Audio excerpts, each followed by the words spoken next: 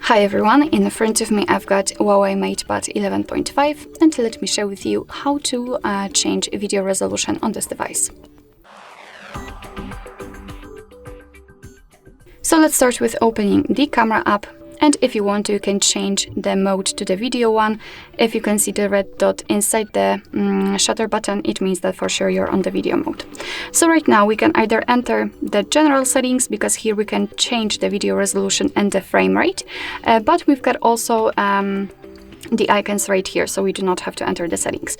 All we have to do is to tap on the particular option, and as you can see, we've got two more to choose.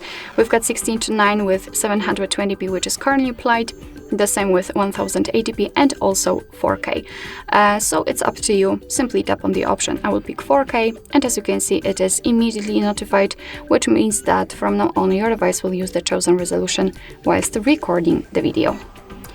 Alright, so that will be all. Thank you so much for watching. I hope that this video was helpful, and if it was, please hit the subscribe button and leave the thumbs up.